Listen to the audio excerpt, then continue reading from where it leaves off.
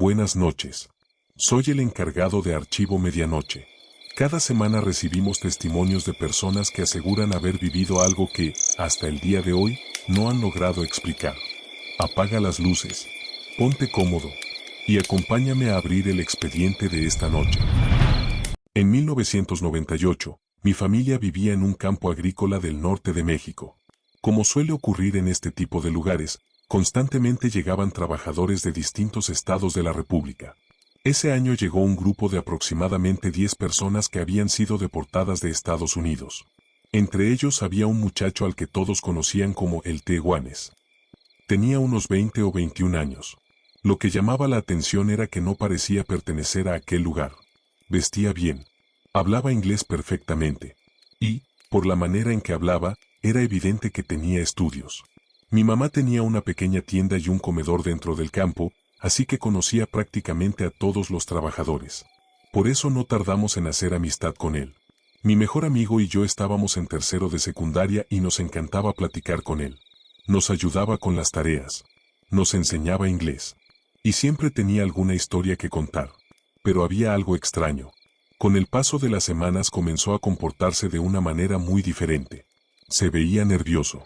Casi nunca dormía. Y cuando finalmente lograba quedarse dormido, despertaba gritando. Algunos trabajadores incluso le comentaron a mi mamá que pasaba noches enteras despierto. Nosotros pensábamos que era por las drogas. Él fumaba marihuana constantemente. Una vez le pedí que dejara de fumar tanto. Se quedó callado unos segundos y me respondió: cuando ando loco dejo de escuchar las voces. No entendía a qué voces se refería. Cuando le pregunté, simplemente cambió de tema. Poco después nos dijo que se iría del campo.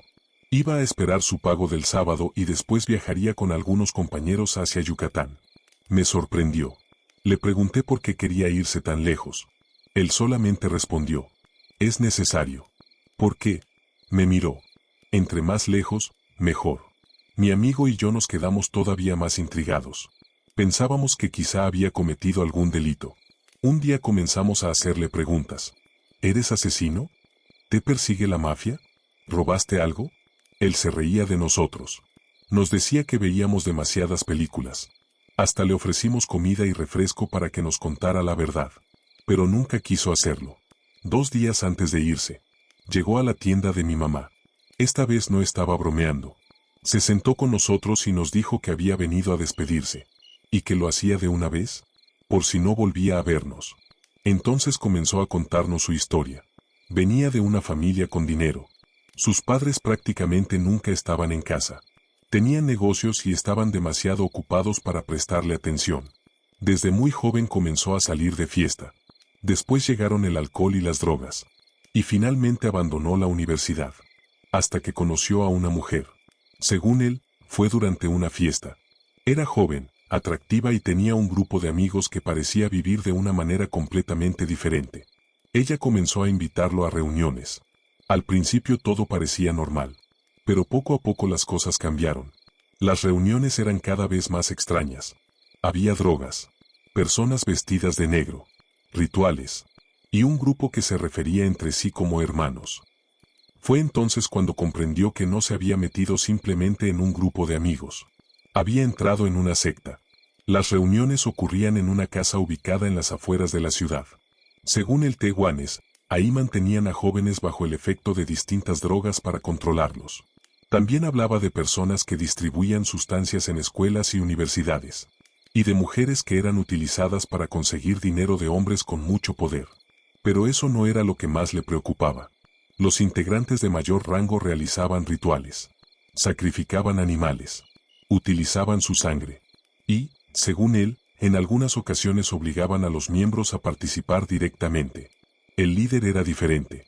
Vestía de negro y llevaba símbolos bordados en la ropa. Pero lo más inquietante era lo que decía poder hacer. Según el Tehuanes, podía encontrar personas utilizando fotografías o algún objeto que les hubiera pertenecido. Nosotros no sabíamos si creerle. Hasta que nos contó lo que había visto una noche. En el patio de aquella casa había un pozo. Durante uno de los rituales, el líder y varios miembros de alto rango formaron un círculo alrededor de él. Comenzaron a cantar. Entonces, del interior del pozo comenzó a salir una especie de humo espeso. El humo se elevó lentamente y comenzó a tomar forma, hasta convertirse en algo que, según él, parecía una criatura. Algo horrible. El Tehuanes pensó que eran alucinaciones provocadas por las drogas, pero después vio que los demás también podían verla. Todos se inclinaban ante aquella figura, y el líder parecía estar hablándole. Desde ese momento comenzó a tener miedo, pero, en lugar de alejarse, el líder comenzó a confiar cada vez más en él. Decía que tenía habilidades especiales, que aprendía rápido, y que podía llegar muy lejos dentro de la organización. Hasta que un día le dijeron que había llegado el momento de recibir un don. Pero para obtenerlo, tenía que hacer un sacrificio. Lo llevaron a una habitación. Había 4 personas alrededor de una mesa. Uno de ellos le entregó un cuchillo ceremonial. El Tehuanes pensó que se trataría de un animal. Había visto sacrificios de animales antes. Pero entonces entró otro integrante. Y llevaba algo en los brazos. No era un animal. Era un bebé. Tenía apenas unos meses de nacido. Lo colocaron frente a él. Y su mentor le extendió el cuchillo. «Es hora, hermano». El Tehuanes se negó. Dijo que podía hacer muchas cosas. Que estaba dispuesto a seguir con ellos. Pero que no iba a matar a un inocente. El líder se enfureció. Le dio 2 semanas para cambiar de opinión. Si regresaba y aceptaba, podría continuar. Si no, irían por él. Lo apartaron de la secta. Le prohibieron regresar a las reuniones. Y también le impidieron tener contacto con los demás miembros. Pero él no esperó esas 2 semanas. Vendió prácticamente todo lo que tenía. Consiguió dinero como pudo. Y huyó. Primero se fue a Estados Unidos. Después terminó trabajando nuevamente en México. Y fue así como llegó hasta aquel campo agrícola donde nosotros lo conocimos. Pero había algo que lo seguía. Las voces. Todas las noches escuchaba a su antiguo mentor. «Ya sabemos dónde estás. Estamos cerca. Ya vamos por ti». Por eso no podía dormir. Por eso despertaba gritando. Y por eso nos había dicho que necesitaba irse cada vez más lejos. Durante un tiempo, un compañero del campo que asistía a una iglesia cristiana comenzó a ayudarlo. Le cantaba antes de dormir. El Tehuanes decía que eso le daba tranquilidad. Durante algunos días logró dormir. Pero las voces regresaron. Entonces decidió marcharse nuevamente. Se fue hacia Yucatán con otros trabajadores. Después pasó por otros estados. Y durante un par de años nadie supo nada de él. Hasta que un viejo amigo suyo regresó al campo. Nos contó que el Tehuanes estaba bien. Ya no se drogaba. Tenía un buen trabajo. Había dejado atrás las voces. Incluso estaba pensando en regresar con sus padres. Parecía que finalmente había conseguido escapar. 3 años después de haber desaparecido, regresó a la ciudad donde había crecido. Sus padres incluso pensaban que estaba muerto. Pero cometió un error. Volvió a donde todo había comenzado. Apenas una semana después, lo encontraron muerto. La versión oficial hablaba de un asalto. Pero su amigo aseguraba que había algo más. Decía que el Tehuanes había sido marcado. Y que en su cuerpo encontraron un símbolo relacionado con el hombre que había sido su mentor. Cuando me enteré de su muerte, me costó creerlo. Pensaba que todo aquello de la secta era una exageración. Una historia que quizá había inventado. Hasta que recordé algo. Las voces. El miedo. La forma en que siempre miraba hacia los alrededores. Y aquella frase que nos repetía cuando le preguntábamos por qué quería irse tan lejos. Entre más lejos, mejor. Tal vez nunca sabremos qué ocurrió realmente. Tal vez las voces eran producto de las drogas. Tal vez aquella criatura que decía haber visto en el pozo nunca existió. O quizá, el Tehuanes realmente había conseguido escapar de algo que llevaba años persiguiéndolo. Lo único que sabemos con certeza es que cuando finalmente decidió regresar a casa, alguien ya lo estaba esperando. Cuando terminé la universidad tuve la oportunidad de realizar mi servicio social en una empresa bastante importante. Al terminarlo me ofrecieron trabajo. Yo estaba muy emocionada. Pensaba que por fin iba a comenzar una carrera relacionada con lo que había estudiado. Pero las cosas no salieron exactamente como esperaba. Terminé trabajando como asistente personal de una de las ingenieras que dirigían un área de la empresa. Era una mujer de unos 40 años. Muy elegante. Muy inteligente. Y, para ser sincera, bastante atractiva. Siempre estaba perfectamente arreglada. Tenía un carácter fuerte y era muy exigente con su trabajo. pero desde las primeras semanas hubo algo que me llamó la atención. Cada mañana, cuando llegaba a su oficina, murmuraba cosas en voz muy baja. A veces parecía estar rezando. Otras veces encendía incienso. Y en algunas ocasiones dejaba pequeños platos con comida en diferentes lugares de la oficina. Cuando le preguntaba para quién eran, simplemente cambiaba de tema. Yo pensé que quizá era una cuestión religiosa. Nunca le di demasiada importancia. Hasta aquella noche. Habíamos tenido una reunión en la Ciudad de México. Terminamos muy tarde. Pasadas las 2 de la madrugada salimos del lugar. Yo viajaba en la misma camioneta que mi jefa, el chofer y otro hombre que había estado en la reunión. Faltaban unos 10 minutos para llegar al domicilio de mi jefa. Entonces, un automóvil apareció de repente. El conductor estaba completamente ebrio. Nos impactó a gran velocidad. La camioneta volcó. Después, no recuerdo nada. Desperté 2 días después en un hospital. Los médicos me dijeron que había sido un milagro. Había sufrido una lesión en el hombro y varios golpes, pero estaba viva. Lo primero que pregunté fue por mi jefa. Me dijeron que ella había sido dada de alta. Tenía algunos rasguños y golpes menores. Me pareció extraño, pero todavía no entendía la gravedad del accidente. Hasta que vi una noticia en internet. Habían publicado fotografías del vehículo. La camioneta estaba completamente destrozada. Y la noticia decía que los 4 pasajeros habían muerto. Los 4. Sentí que se me helaba la sangre. Yo estaba leyendo aquella noticia. Y estaba viva. Mi jefa también. Intenté comunicarme con ella. No respondió. Después intenté visitarla. Tampoco quiso recibirme. Una semana más tarde me hizo llegar mi despido. También envió una compensación económica por el accidente y se ofreció a pagar mi rehabilitación. Incluso dijo que cubriría una cirugía que necesitaba. Después de eso, nunca volví a saber nada de ella. Pasó el tiempo. Cambié de trabajo. Y pensé que finalmente había dejado atrás aquella historia. Hasta que conocí a un hombre. Salimos un par de veces. Trabajaba en puestos importantes y conocía a mucha gente de negocios. Una noche estábamos tomando algo y terminé contándole sobre mi antiguo trabajo. Le expliqué quién era mi jefa. Le conté lo del accidente. Y cuando terminé, su expresión cambió. Me miró durante unos segundos. Después me preguntó, ¿y qué se siente trabajar con esa bruja? Pensé que estaba bromeando. Pero no. Me explicó que algunas personas del mundo empresarial la conocían por su interés en el ocultismo. Decía que practicaba rituales relacionados con distintas religiones y tradiciones. También me contó algo mucho más inquietante. Según él, existía un rumor entre algunas personas de ese círculo. Decían que mi antigua jefa acostumbraba a relacionarse sentimentalmente con hombres mucho más jóvenes. Y que varios de ellos habían muerto después de estar con ella. Algunos en accidentes. Otros por supuestos problemas cardíacos. Incluso había rumores de que algunos habían terminado relacionados con el crimen organizado. Yo no quería creerle. Pensaba que estábamos hablando de rumores absurdos. Pero mientras hablaba, comencé a recordar todas aquellas cosas que había visto en la oficina. Los rezos, el incienso, la comida que dejaba como ofrenda, la manera en que hablaba en voz baja. Todo comenzó a parecerme diferente. Entonces me contó algo que me dejó todavía más intranquila. Él también había estado en aquella cena la noche del accidente. Durante la reunión había tenido una discusión con un empresario muy poderoso. En medio de la discusión, aquel hombre le había dicho a mi jefa algo que él recordaba perfectamente. No me das miedo. Siempre habrá alguien más poderoso en el infierno. Mi jefa no respondió. Simplemente continuó con la reunión. Más tarde se fue con uno de los invitados. Y fue durante ese trayecto cuando ocurrió el accidente. Mi cita estaba convencido de que el choque no había sido una casualidad. Según él, aquel empresario había ordenado provocar el accidente para darle una lección a mi jefa.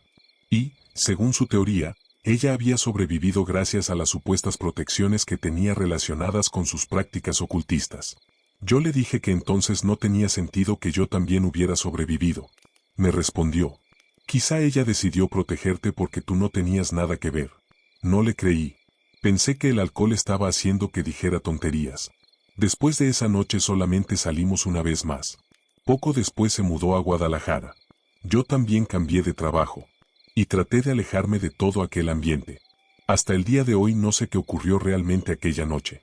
No sé por qué el reporte decía que todos habían muerto. No sé por qué mi jefa salió prácticamente ilesa de un accidente que destruyó aquella camioneta. Y tampoco sé si todo lo que me contaron sobre ella era verdad. Pero hay algo que nunca pude olvidar.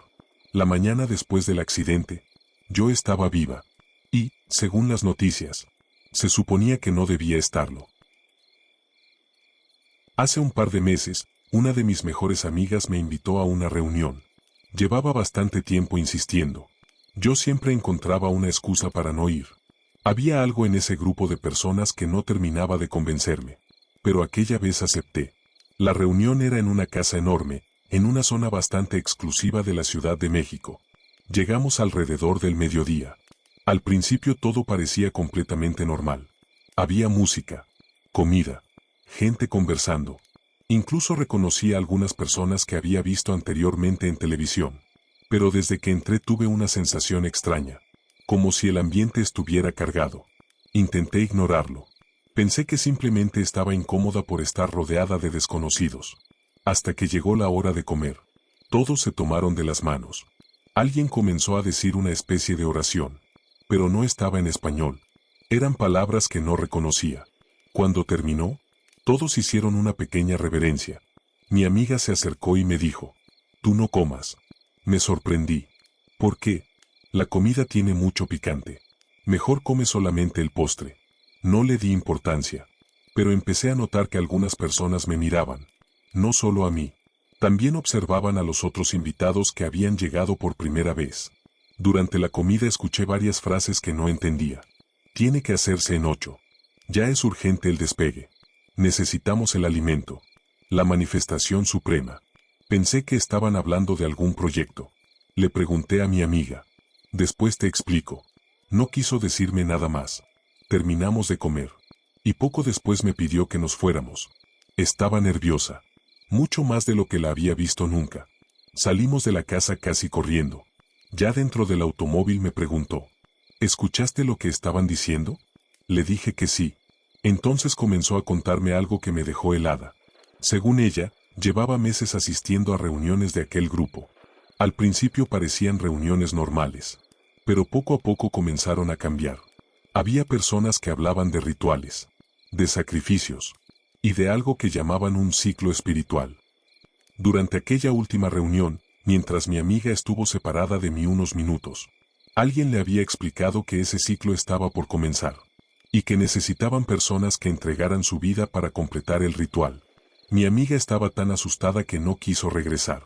Me pidió que tampoco volviera. Yo pensé que todo aquello era una exageración. Hasta que recordé algo. Durante la comida, nadie había tocado realmente la carne.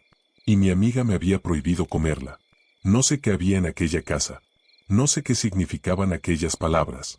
Y tampoco sé si todo lo que me contó mi amiga era verdad. Pero hay algo que todavía me inquieta.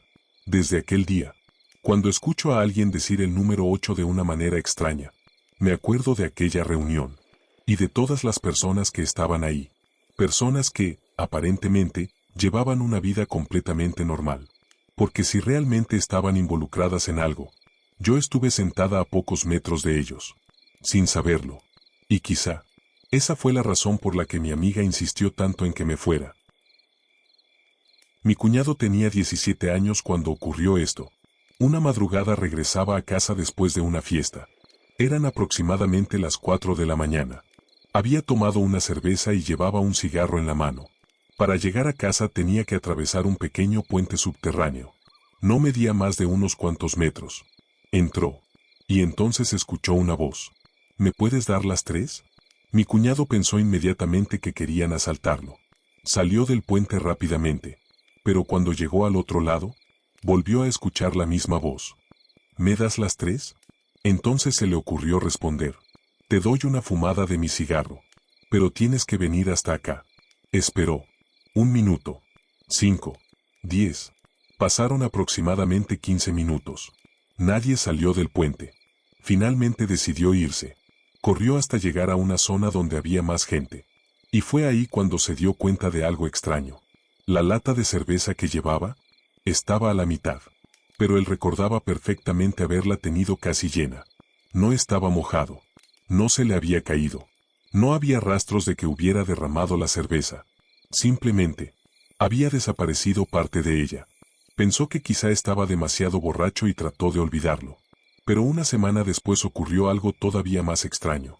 Esa noche había ido a visitar a su novia. Alrededor de la 1 de la madrugada decidió regresar a casa. Como era tarde, tomó un taxi. Era un bochito.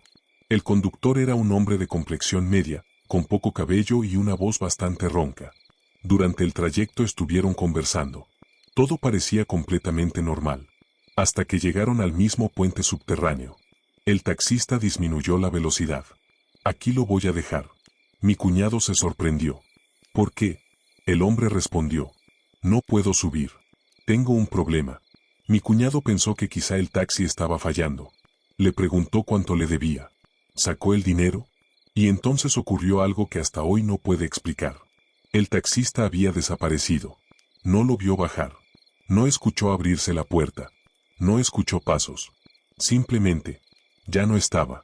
Mi cuñado se quedó sentado dentro del taxi. Esperó. 5 minutos. 10. 15. Pensó que quizá el hombre había bajado para ir al baño. Finalmente salió. Dejó el dinero sobre el asiento. Y caminó hasta su casa. No volvió a pensar demasiado en aquello. Hasta una semana después. Hubo bastante movimiento en aquella zona porque un taxi bochito llevaba varios días abandonado afuera del puente. Mi cuñado lo vio. Era el mismo taxi. Y cuando preguntó desde cuándo estaba ahí, le dijeron que había aparecido exactamente la madrugada en que él había regresado de visitar a su novia. La misma noche. El mismo puente. El mismo taxi. Mi cuñado nunca volvió a pasar por ahí de madrugada. Y tampoco volvió a tomar un taxi sin mirar primero quién estaba conduciendo. Porque todavía hay algo que no puede explicar. Si aquel taxi llevaba días abandonado, ¿quién fue el hombre que lo llevó hasta el puente? Y, sobre todo, ¿quién fue aquella voz que le pidió que le diera las 3? Y hasta aquí llegan los expedientes de esta noche. Sectas, rituales, encuentros inexplicables. Y cosas que quizá nunca debieron ser encontradas. No sabemos cuánto hay de verdad en estas historias. Pero quizá eso sea lo más inquietante. Porque algunas historias terminan cuando dejamos de escucharlas. Y otras, apenas comienzan. Esto fue Archivo Medianoche. Apaga la luz. Cierra los ojos. Y si alguna vez alguien te pide que lo sigas hacia un lugar donde no hay nadie, piénsalo 2 veces. Nos escuchamos en el próximo expediente.